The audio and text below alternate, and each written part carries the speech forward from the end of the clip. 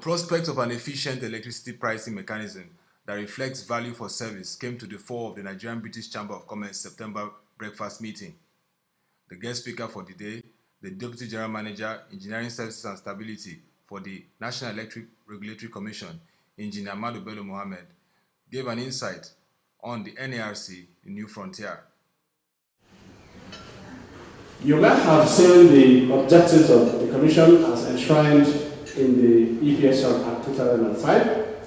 Just quickly brush through.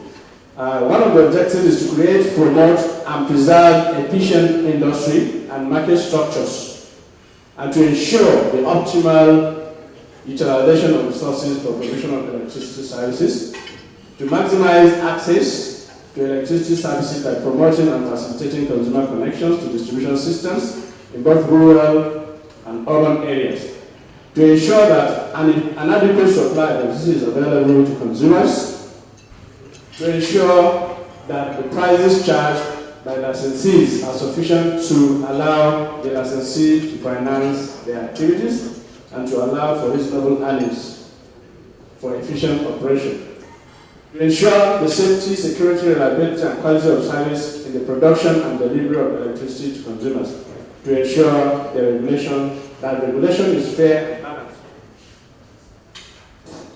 for licensees, consumers, investors, and all other stakeholders. Ladies and gentlemen, you will see how we converge in executing these objectives. He gave an overview on the objective of the Commission, strategy for effective service delivery, and the electricity pricing measures. I mentioned my multi-year tariff order, the MITO. MITO is a very, very important regulatory instrument that regulates the pricing of electricity, both at wholesale level, wheeling level, and consumer level. It's a tool that allows investors to recoup their investment. It provides certainty for the investor to recoup his investment. It's a tool that will spell to you, black and white, what your IRR is, what your ROI is, what your WACC is, what other parameters you need to know as an investor is. So it's an open system that enables investors to clearly project or plan their business. Importantly, in the multi-year tariff structure,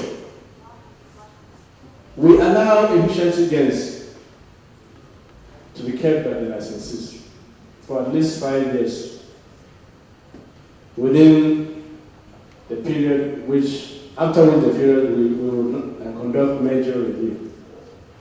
Meaning that it's an incentive-based model where if you are able to work hard, make gains, in some jurisdictions those gains are shared or are spread. But we said no, because we want to encourage investors to come in.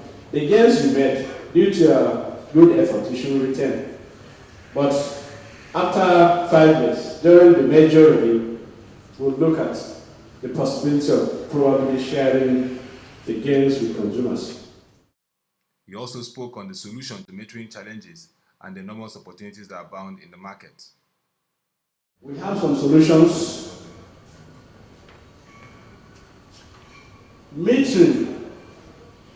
Meters themselves are owned by the utility company. And that's why the Commission says no customer should pay for meters.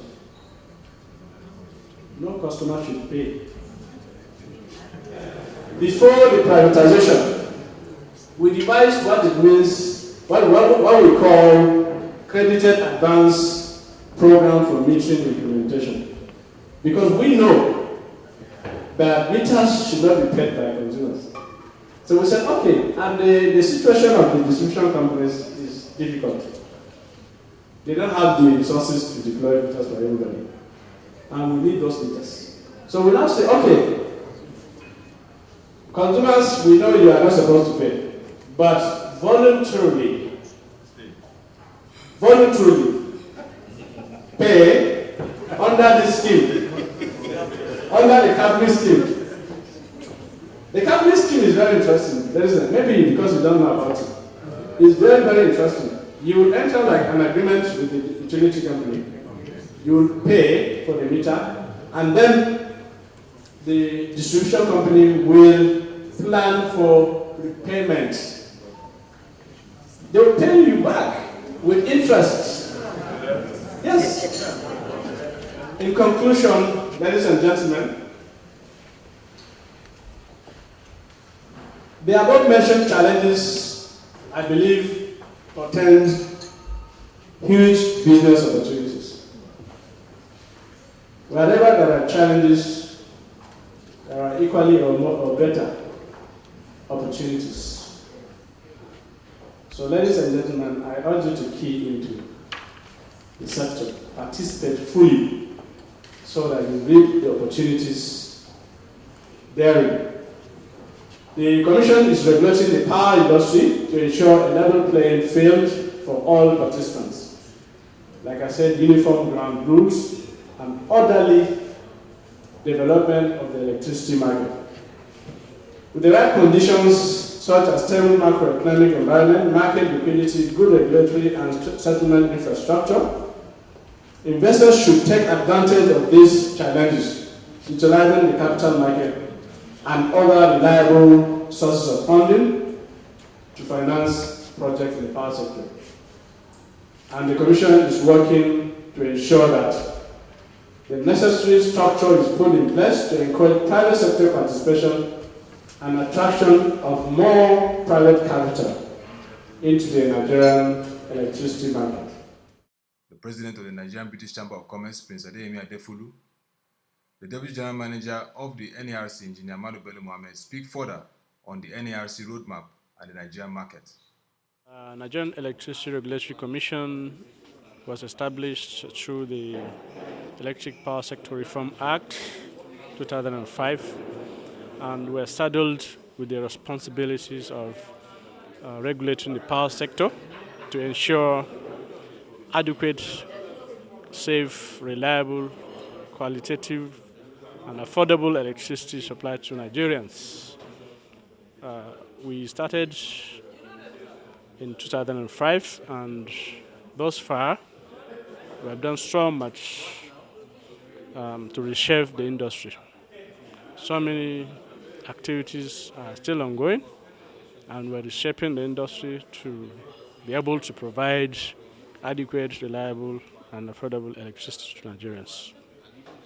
We are one of the lists across the world, and you will agree with me that investors will never invest where the tariffs are not cost reflective. They cannot invest to lose. Certainly investors invest to gain.